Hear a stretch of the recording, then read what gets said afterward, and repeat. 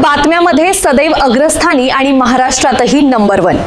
आपण पाहत आहात महाराष्ट्र न्यूज 1। मूर्तिजापूर तालुक्यात शाळकरी विद्यार्थ्यांचा जीव धोक्यात, क्षमतेपेक्षा जास्त विद्यार्थ्यांची खासगी वाहनातून बेकायदेशीर वाहतूक।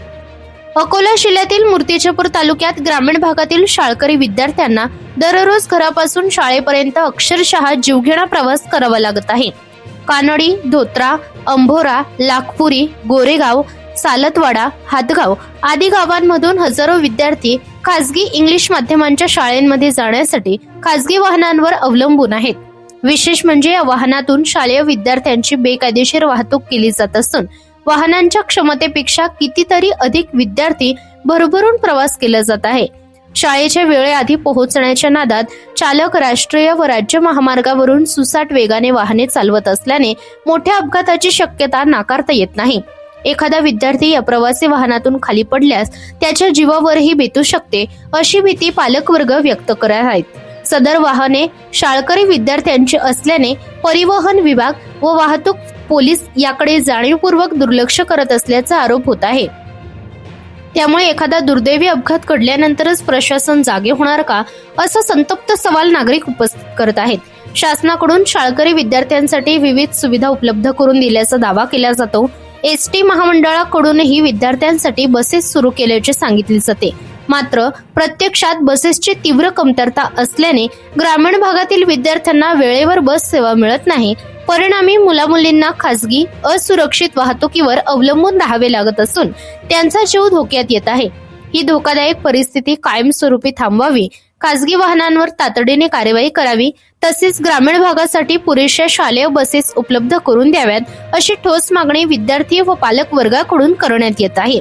महाराष्ट्र न्यूज 1 करिता मुख्य संपादक इस्माईल शेख, मूर्तिजापूर। अपघात घडला अंभोरा नजीक आणि शाळेकरी विद्यार्थ्यांचा जीवघेणा प्रवास सुरू आहे। शहरामध्ये असेल, ग्रामीण भागामधून येणारे वाहन आहेत, अवैधरित्या वाहन चालक आहेत, अशांवर काय कारवाई केली जाईल? आता याच्यामध्ये आम्ही जे शाळकरी मुलं आहेत ते खेडेगावातून येताना किंवा त्यांच्या घरून शाळा कॉलेजपर्यंत जाताना एक तर ते त्यांचे प्रायव्हेट जे व्हेकल आहे दुचाकी याचा वापर करतात। दुसरी गोष्ट आहे, बरेच शाळकरी विद्यार्थी हे ऑटो किंवा ॲपे जे पब्लिक ट्रान्सपोर्टचं जे साधन आहे याचा वापर करतात।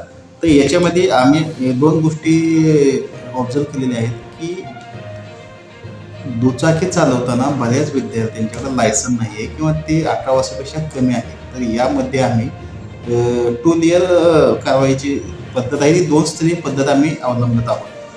पहिली आहे की त्या वाहनांना आम्ही डिटेन करतो, पोलीस स्टेशनला त्यांच्या पालकांना बोलवतो, त्यांच्यावर गुन्हे दाखल करतो। आणि दुसरी आमची एक पद्धत आम्ही की याच बाबत आम्ही दामिनी पथक असेल, माझे काही अधिकारी असतील, ट्रॅफिकचे अंमलदार यांच्या सोबत आम्ही त्या शाळा कॉलेजेसमध्ये जाऊन विद्यार्थ्यांना आणि त्या शिक्षकांना आम्ही सांगत असतो की आपण दुचाकीचा वापर करू नये, याच्यातून जर अपघात घडले तर अशी एखादी गंभीर घटना घडू शकते। दुसरा विषय आहे जे काही पब्लिक ट्रान्सपोर्टचा जो यूज करणारे जे लोक आहेत, जे ऑटो असेल किंवा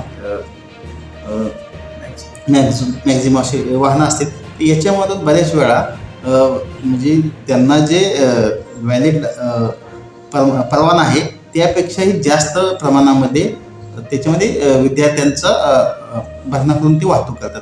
तर यांच्यावर आम्ही 285 केसेस असतील किंवा ट्रॅफिकच्या केसेस असतील अशा कारवाई करून गुन्हे दाखल करत आहोत। याचबरोबर त्यांना याबाबत प्रबोधन सुद्धा करत आहोत की याच्यातून जर कधी गंभीर घटना घडली तर जीवितहानी होण्याची शक्यता जास्त आहे। म्हणजे शाळेकरी विद्यार्थ्यांची ये जा करणारी, वाहतूक करणारी जे स्कूल बसेस असतात याच्याकरता विशिष्ट प्रकारचे प्रशासनाच्या वतीने नियमावली देण्यात आलेली आहे। जी नियमावली एकही वाहन चालक पाळत नाही आहे, अशांवर काहीतरी कारवाई होईल का? जसं फर्स्ट एड बॉक्स असेल, फर्स्ट एड बॉक्स पण नाही आहे त्याच्यामध्ये, इतर काही सेफ्टी नाही, अशांची तपासणी असेल किंवा त्याच्यात असं काही निदर्शनास आल्यास कारवाई होईल का त्यांच्या? निश्चितच आम्ही ज्यावेळेस या कारवाई करतो त्यावेळेस या गोष्टींची आम्ही तपासणी करतो की याच्यामध्ये फर्स्ट एड बॉक्स आहेत का, इमर्जन्सी कॉल करण्याची तुमच्याकडे सुविधा आहे का, या गोष्टींचाही आम्ही तपासणी करून त्या अनुषंगाने त्याची कायदेशीर कारवाई करतो.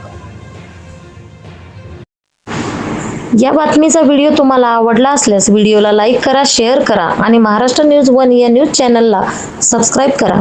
धन्यवाद.